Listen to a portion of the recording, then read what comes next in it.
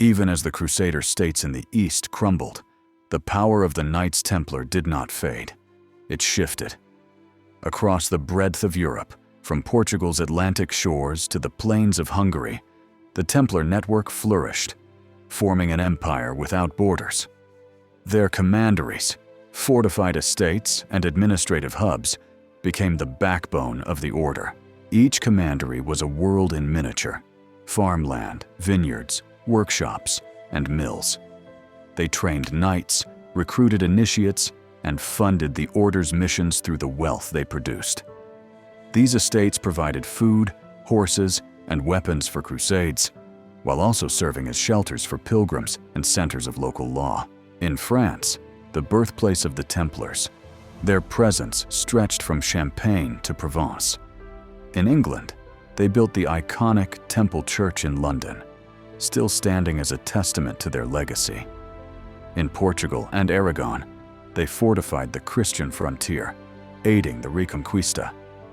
In Germany, Italy, Hungary, and beyond, Templar commanderies protected trade and supported regional crusades.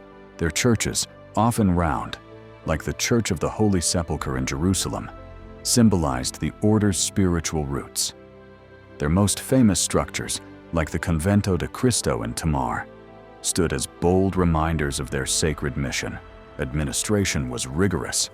Commanderies were grouped into provinces, each governed by a master who reported directly to the Grand Master. A network of couriers maintained constant communication between Europe and the Holy Land, faster and more secure than any rival. Their ledgers and records were precise, a rarity in a world ruled by the sword rather than the pen. This efficiency made them not only wealthy landholders, but indispensable allies and formidable players in the political theater of Europe.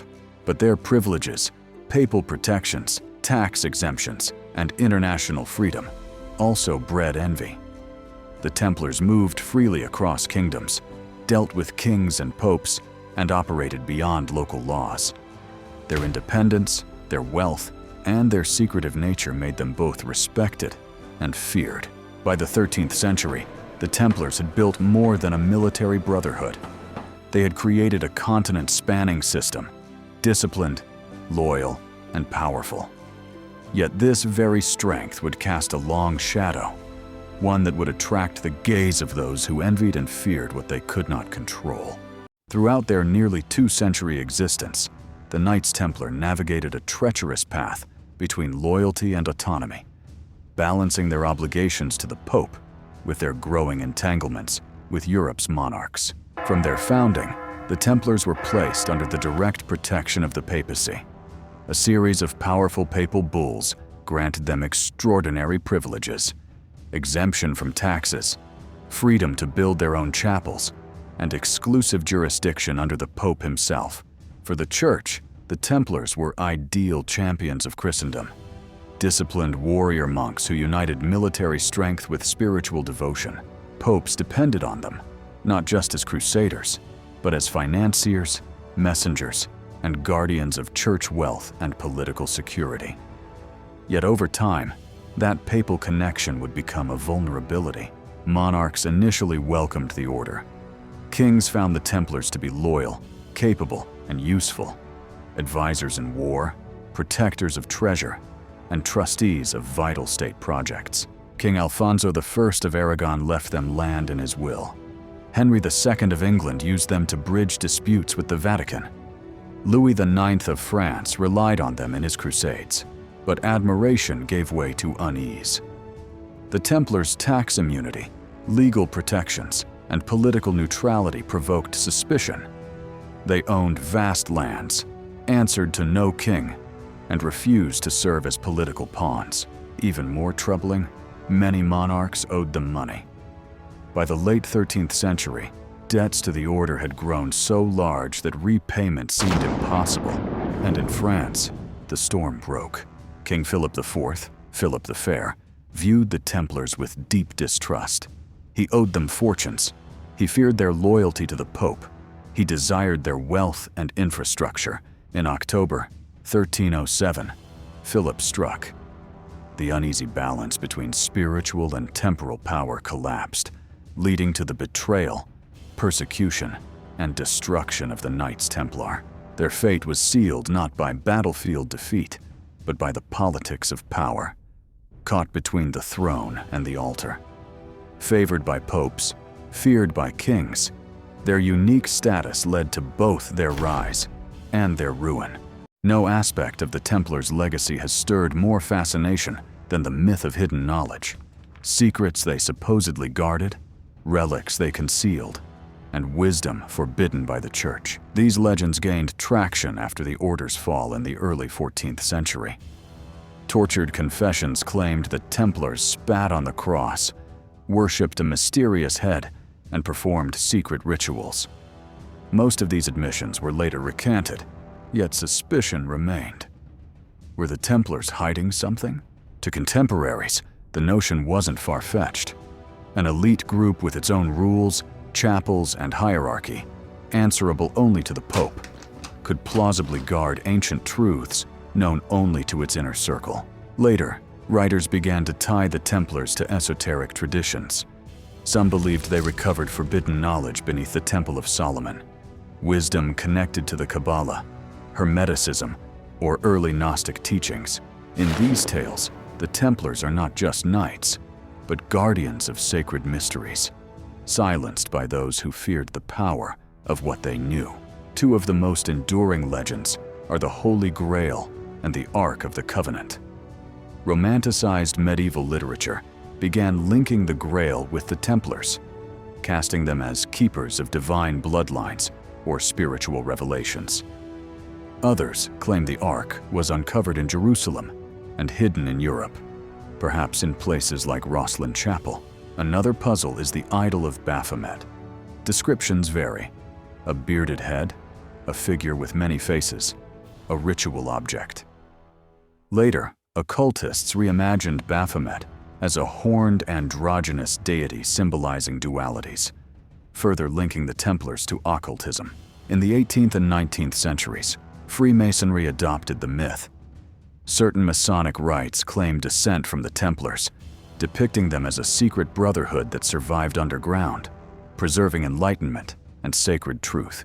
Though these Masonic Templar links are symbolic, they reinforced the legend of the Templars as custodians of forbidden knowledge.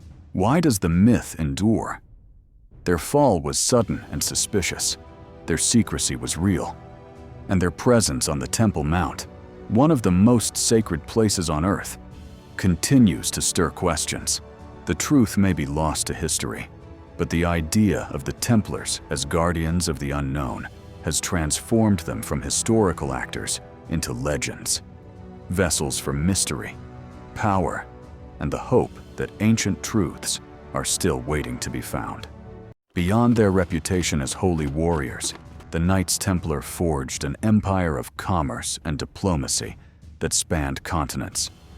To sustain their military campaigns, they built one of the most efficient logistical networks in the medieval world, managing farmland, forges, fleets, and finances with unmatched precision. Across Europe and the Levant, the Templars' commanderies became economic engines. They cultivated vast estates, raised livestock, operated mills and vineyards, and produced surpluses that flowed into local markets. From Bordeaux to Acre, their warehouses brimmed with grain, wool, weapons, and wine, supporting both Crusader garrisons and the surrounding population. The Order's maritime presence extended their reach further still. Templar fleets sailed between ports in France, Italy, the Holy Land, and even North Africa. Their ships transported goods, pilgrims, and soldiers, and served as neutral vessels in times of political unrest. Through partnerships with Venetian and Genoese merchants, the Templars embedded themselves in international trade, but their influence wasn't limited to commerce. The Templars were trusted intermediaries in diplomacy, negotiating ransoms, brokering ceasefires, and carrying sealed letters from kings to popes. Their neutrality, papal protection, and disciplined conduct made them ideal emissaries in an age torn by rivalry and suspicion. In the volatile Levant, they balanced zeal with pragmatism.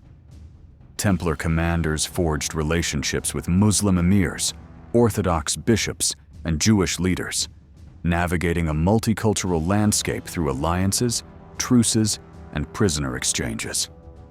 They understood that survival depended not only on strength, but on strategy. Their commercial activities also gave rise to a new kind of service: legal and financial consultation. They advised nobles on estate planning, resolved disputes over tithes and land, and held funds in trust for monarchs and monasteries. Their record-keeping, security, and discretion made them the medieval world's most trusted financial institution. By the end of the 13th century, the Templars had become power brokers without borders, merchants, bankers, diplomats, and administrators. Their empire ran parallel to those of kings and popes. But such influence came at a cost. As political tides shifted and Crusader victories faded, the very tools of Templar power would become the instruments of their downfall.